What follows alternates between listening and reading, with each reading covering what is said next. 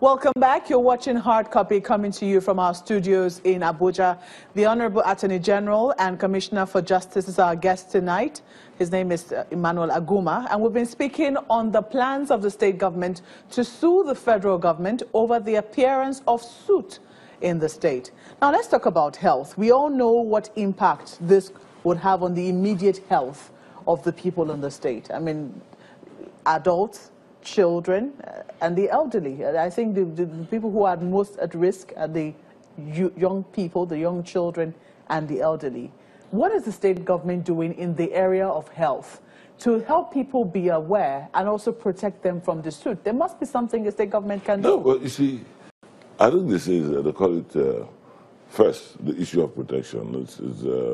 They say the particle is 0.25 or 2.5, so some might know that you can't see it with the eye. True. You know. Now, how can you protect anybody from it? Apart from wearing masks, if at all. Even in that, is the state government distributing free masks, for instance?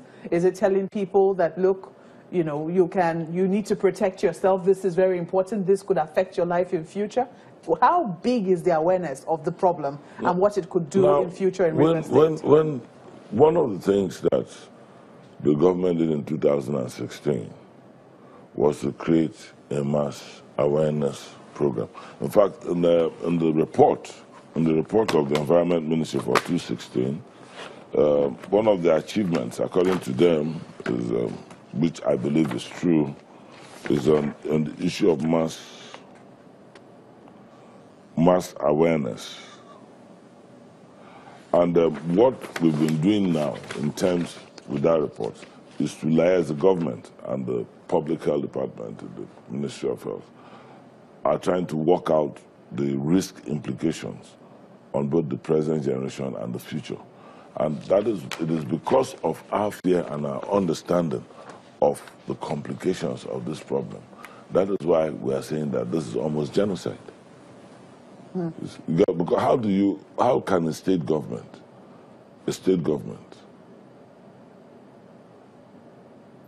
where the governor himself is not exempt, provide emergency for maybe 6 or 7 million people? Even if we decided to buy masks, how much is one mask? How many masks would you buy? But it's a place to start. No, even if you bought one, to what effect? Because what we're beginning to see, I mean, what I seem to get from here is that even when residents are showing their concern and seem not to know where else to go to, but of course the state government's office, it would seem that the government thinks that these protests, these marches are being sponsored by the federal government. Why would the state government think that the marches are being sponsored by the federal government? You see, what happened with the case of the march? The main organizer of the march is my very good friend. About a week or so ago, we met at the Hilton here. We went to have lunch at the Transcorp Hilton, and I went to have lunch and I met him, and we talked. You know. Now I told him, listen, you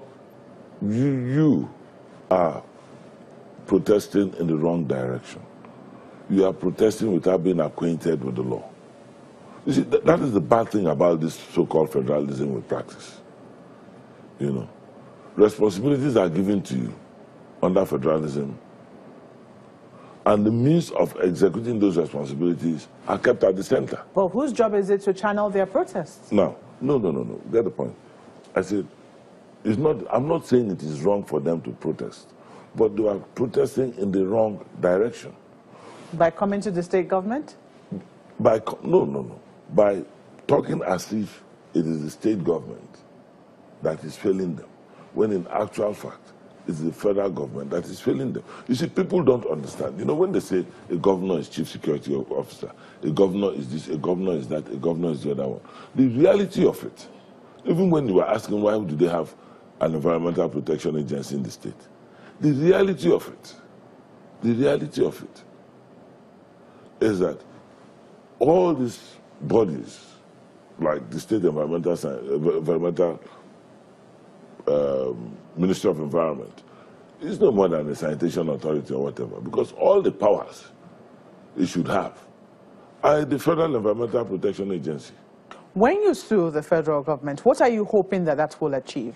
Even if you win the case, I mean, we don't know, you haven't sued yet.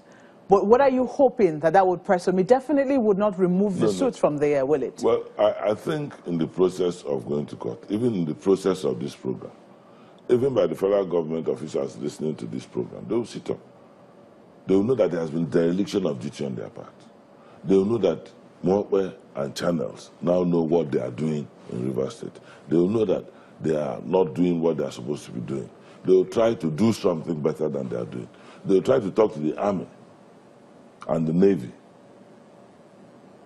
to stop disposing seized crude or illegally bunkered petrol or diesel or whatever in the manner that they do so, which compounds what we have on ground.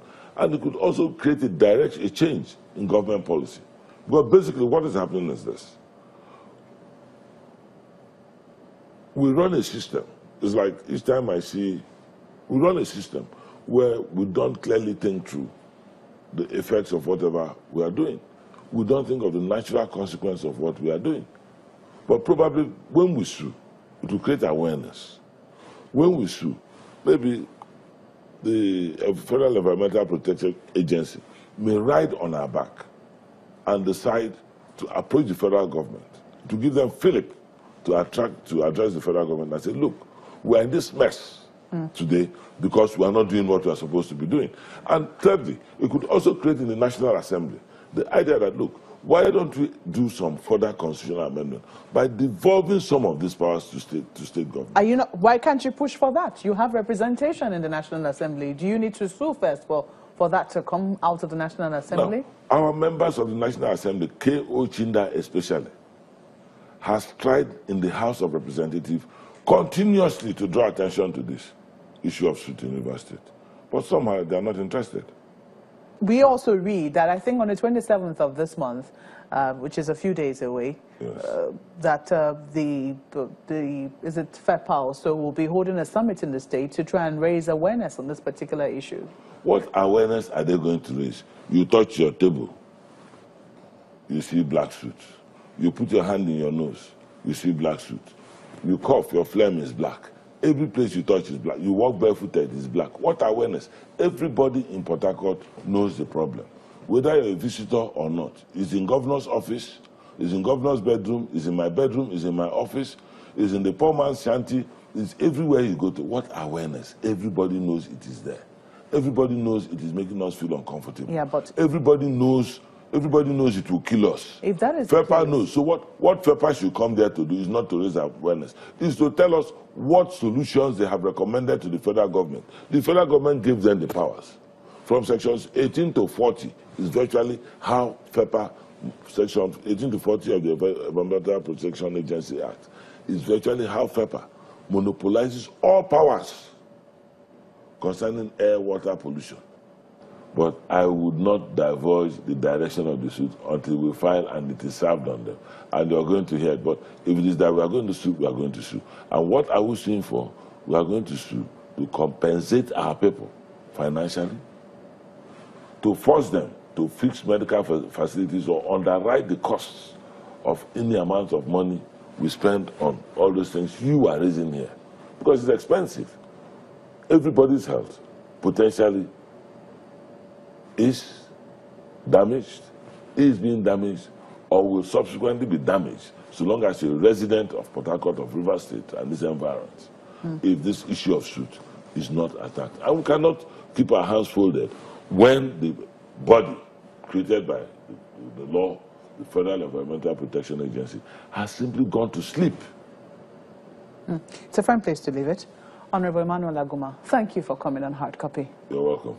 Well, that's the program tonight. What we want to hear from you, so please send your comments and tweets to the handles on your screen. Is the state government doing enough to tackle Soot in the state, or do you think that the federal government has sole responsibility and is not doing what it ought to do? Just send us your comments. Thank you for watching. I'm Mao Yusuf. Good night.